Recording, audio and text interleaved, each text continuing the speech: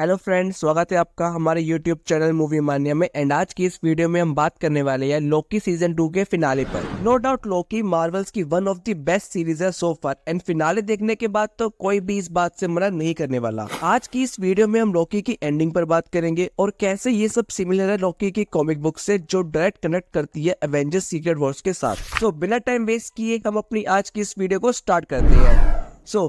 इस एपिसोड का टाइटल है ग्लोरियस पर्पस, जो कि सीजन 1 के फर्स्ट एपिसोड का भी टाइटल था और साथ ही में लोकी का गोल भी। एंड इस एपिसोड में फाइनली लोकी हमें अपना गोल अचीव करते हुए दिखाया गया है, लेकिन साथ ही में लोकी का सबसे बड़ा फियर भी देखने को मिला है और वो है अकेले रहना।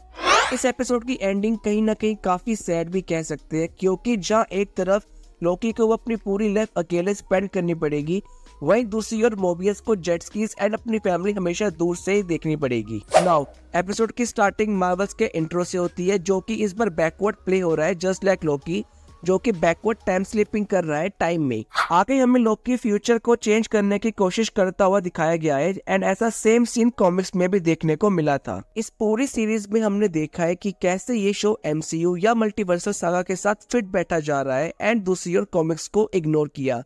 वहीं एपिसोड 5 से हमें ये शो कॉमिक्स के साथ मैच होता हुआ दिख रहा है, एंड स्पेशली सीरीज की एंडिंग। बात करते हैं कुछ रीसेंट कॉमिक्स की एंड जानते हैं कि कैसे इस शो ने उन्हें अडॉप्ट किया एंड कैसे हमें इससे आगे आने वाली सीक्रेट वॉर्स का आइडिया मिल सकता है। नाउ स्टार्ट करते हैं लोकी एजेंट ऑफ एसगार्ड कॉमिक्स से, जहां उसे री इन्वेंट किया जाता है, एंड कहीं ना कहीं यहाँ लोकी को एमसीयू वाले विलन लोकी की तरह दिखाया गया है। शॉर्ट में अगर बात की जाए तो लोकी का दोबारा जन्म होता है as a young person, and then Loki की ओल्ड स्पिरिट उस बॉडी को पोजेस कर लेती है। ये कोई प्लान नहीं था, बल्कि लोकी एक्चुअल में एक सेकंड चांस चाहता है, जहां लोकी एक अच्छा देवता बनना चाहता है एंड अपनी विलनी साइकिल को ब्रेक करना चाहता है। लोकी खुद को एक हीरो बनाना चाहता था, एंड यही हमें इस सीरीज में भी देखने को मिला है, जहां लोकी प्रूव करने पर लगा हुआ है कि वो कोई विलन नहीं है। कॉमिक में लोकी का मेन विलन और कोई नहीं बल्कि खुद लोकी का इविल सेल्फ है फ्यूचर से, और लोकी अपने उसी पाथ को चूज करता है जो उससे हमेशा से बताया गया है, जहाँ लोकी को हमेशा ही एंड में अलोन एंड अनलव्ड रहेगा, सिमिलर टू दिस एपिसोड, जिसमें लोकी का पाथ फिक्स दिखाया गया है एंड उसे टीवी को बचाने के लिए सिल्वी को मारना ही पड़ेगा। और लोकी के पास भी टाइम ट्रेवल करने की पावर होती है, सेम लाइक लोकी, जो हम इस एपिसोड में देखते हैं। इनफैक्ट कॉमिक में जब यंग लोकी मैजिक स्वॉर्ड का यूज करता है और लोकी की स्पिरिट को ट्रैप करने के लिए, तब और लोकी पास्ट में ट्रेवल करता है टू मेक श्योर कि ये स्वॉर्ड फ्यूचर में एग्जिस्ट करे, ताकि फ्यूचर में वो उसे कंट्रोल कर सके। एंड इस कॉमिक आर्क के एंड में लोकी गॉड ऑफ स्टोरीज बन जाता है। लोकी को पहले गॉड ऑफ लाइज कहा जाता था, एंड क्योंकि लाइज बेसिकली एक तरह की स्टोरीज ही होती है, सो लोकी अब अपनी स्टोरी को कंट्रोल कर सकता है एंड रीराइट कर सकता है अपने फ्यूचर को, एंड यही रीजन है शायद सीक्रेट वॉर्स की शुरुआत का। नाउ क्योंकि लोकी ने रैग्नारोक एंड रीबर्थ की साइकिल ब्रेक कर दी है, जिसकी वजह से पूरा यूनिवर्स डिस्ट्रॉयड हो जाता है, एंड बाद में रीबर्थ भी होगा एवेंजर्स सीक्रेट वॉर्स के इवेंट्स के बाद, एंड एमसीयू भी शायद इस स्टोरी को फॉलो कर रहा है सीरीज में। नाउ इस एपिसोड में हम देखते हैं कि कैसे लोकी एक थ्योरेटिकल फिजिसिस्ट बनता है ओबी की तरह, एंड बार बार अपनी प्रीवियस मिस्टेक्स को निग्लेक्ट करता है एंड उन्हें सुधारने की कोशिश करता है। यही हम सब लोकी को अपनी सारी मिस्टेक्स रीडू करते हुए देखते हैं over and over again. Still Loki काफी पोलाइट एंड पेशेंस रखता है सबके साथ। आफ्टर ऑल लोकी एक देवता जो लगभग 1500 साल का है। बाद में लोकी को सच पता चलता है उनके फेल होने का, जो कि है मल्टीवर्स का इन्फिनिट होना, जिसकी वजह से टाइमलाइंस बढ़ती रहती है। इसके बाद लोकी टाइम में पास्ट ट्रेवल करता है उस एग्जैक्ट मोमेंट में जहाँ सिल्वी ने ही हू रिमेन्स को मारा था इन सीजन 1, एंड जिसकी वजह से टाइम डिस्टेबलाइज होना स्टार्ट हुआ था। लेटर हमें यहाँ लोकी एंड सिल्वी फाइट करते हुए दिखाए गए हैं, एंड यही स्टोरी का एक्चुअल फोकस चेंज होता है ही हू रिमेन्स पर।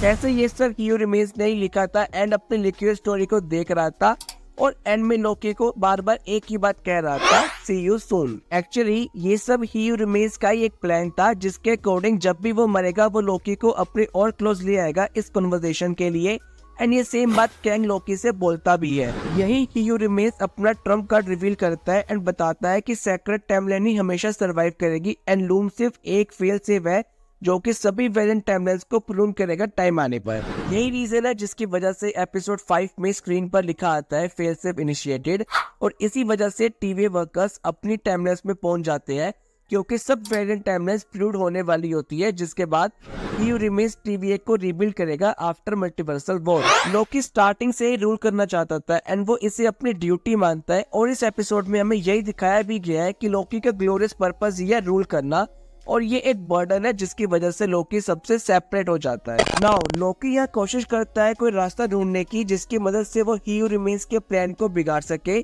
वहीं दूसरी ओर ही रिमेन्स एक्ट करता है जैसे कि उसने ये सब ऑलरेडी देखा और सुना हुआ है। यहाँ लोकी के पास एक ही ऑप्शन होता है और वो है सिल्वी को मारकर TVA को बचाने का, लेकिन क्योंकि अब लोकी बदल चुका है एंड वो एक हीरो की तरह इस मुश्किल को हराना चाहता है, जिसके बाद लोकी TVA के सबसे मर्सीफुल मैन की एडवाइस सुनता है और वो है मोबियस। मोबियस लोकी को अपनी बैक स्टोरी बताता है कि कैसे वो और रेंसलर कभी पार्टनर्स हुआ करते थे, बट रेंसलर काफी ज्यादा रूथलेस थी, वही मोबियस डेस्कटॉप पर ज्यादा सूट करता था। बेसिकली मोबियस या लोकी को बताता है कि तुम्हारा पर्पस तुम्हारे लिए ग्लोरी से ज्यादा एक बर्डन है। इन अदर वर्ड्स, जब तुम रूल करोगे तब तुम्हें खुशी मिले ऐसा नहीं है, तुम अनहैप्पी रहोगे। ये तुम पर एक बर्डन की तरह, ना कि कोई ग्लोरी की तरह। ही हू रिमेन्स जो कि टाइम का मास्टर है जिसने TVA क्रिएट किया, वो खुद उस टाइम की मदद से खुद को हैप्पी नहीं रख पाया। उसका मेन पर्पस था वेरिएंट्स को मल्टीवर्सल वॉर स्टार्ट करने से रोकना, लेकिन उसका बर्डन था कि वो हमेशा अकेला ही रहेगा। देन लोकी सोचता है कि वो TVA को डिस्ट्रॉय होता हुआ नहीं देख सकता और ना ही वो ही हू रिमेन्स को जिंदा छोड़ सकता है। इंस्टेड लोकी को इस सिस्टम को ही रिप्लेस करना होगा विद समथिंग बेटर। इसके बाद लोकी यहाँ हमें अपने फ्रेंड्स के साथ एक आखिरी बार दिखाया जाता है बिफोर गोइंग ऑफ, एंड बाद में लोकी खुद उस लूम की तरफ चला जाता है। नाउ अगर हम एंडिंग और कैंग के प्लान पर ध्यान दें तो कैंग लोकी को बताता है कि रूल करने के लिए टफ चॉइसेस लेने पड़ते हैं, और लोकी समझता है कि टफ चॉइसेस से मतलब है सैक्रिफाइसेस देना। जिनसे हम प्यार करते हैं उनका सैक्रिफाइस देना, उन्हें मारना, लाइक सिल्वी को मारकर TVA को बचाना।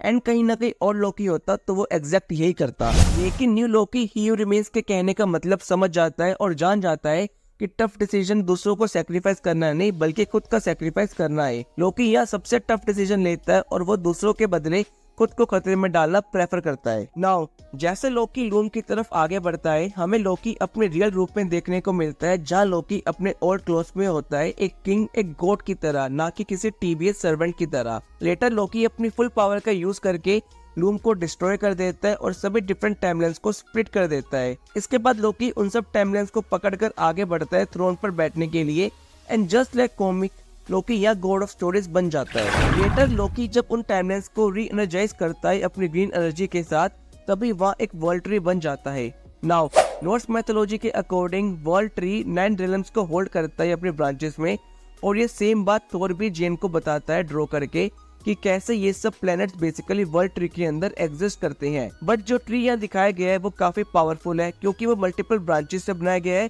जो कि एक दूसरे को और भी स्ट्रेंथ दे रही हैं। Now back in the new TVA हमें अब यह न्यू पोस्टर्स देखने को मिलते हैं, जैसे कि ये माइटी ट्री जहाँ लिखा होता है लेट्स ग्रो टुगेदर, एंड साथ ही में न्यू TVA का न्यू मकसद है और वो है कैंग के वेरिएंट्स पर नजर रखना। ये काफी सिमिलर है कॉमिक्स की तरह, जहाँ कॉमिक्स में TVA एक तरह की टाइम पुलिस है जिनका मकसद है टाइम ऑफेंडर्स को पकड़ना, just like variants of he who remains. जहाँ ऑल TVA अपने वेरिएंट्स की मेमोरी इरेज कर देते हैं, वहीं फाइनली मोबियस अपने खुद की साइकिल ब्रेक करके आगे मूव ऑन करता है। ऑल्सो ओबी अब TVA के सेकंड एडिशन को लिखने वाला होता है।